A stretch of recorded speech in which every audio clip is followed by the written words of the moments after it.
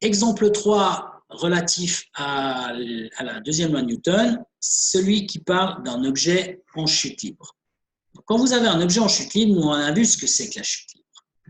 La chute libre, c'est un mouvement qui est dû à l'attraction terrestre. Et si vous voulez, le modèle de la chute libre, on peut l'appliquer uniquement si les frottements sont négligeables. Et donc, comme ils sont négligeables, c'est-à-dire qu'ils ne sont pas trop grands, ben on va justement les négliger. On va ne pas en tenir compte de ces frottements. C'est des frottements. Donc, du coup, la seule force qui entre en ligne de compte, ici, un objet qui tombe, eh bien, c'est la force de pesanteur. C'est la seule force qui agit. On néglige les petites forces de frottement qui pourraient freiner sa chute. On n'en tient pas compte.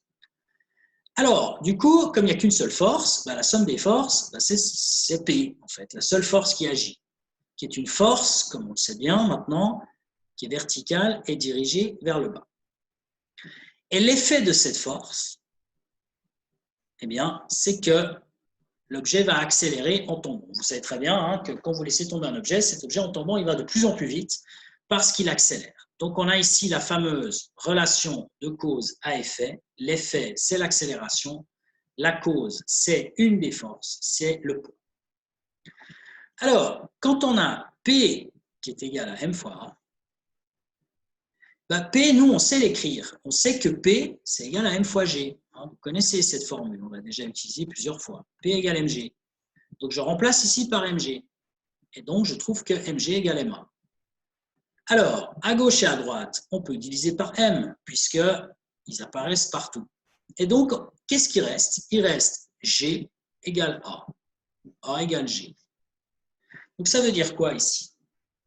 Ben, ça veut dire que finalement, cette écriture P égale M fois G, c'est-à-dire la force de pesanteur, c'est en réalité un cas particulier de la deuxième loi de Newton, dans laquelle on a utilisé l'accélération qui est l'accélération d'un corps en chute libre, c'est-à-dire l'accélération de la pesanteur qui vaut 9,81 mètres par seconde carré sur Terre.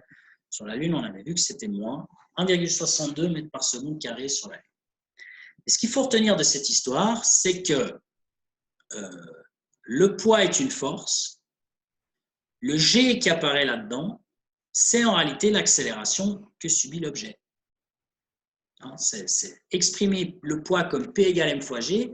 Je vous avais à l'époque présenté ça comme une formule. C'est vrai, on peut l'appliquer ça comme une formule, mais en réalité, c'est une formule qui est un cas particulier de la deuxième loi de Newton, qui dit donc que P égale Ma, mais là, en l'occurrence, le A, c'est l'accélération de la pesanteur.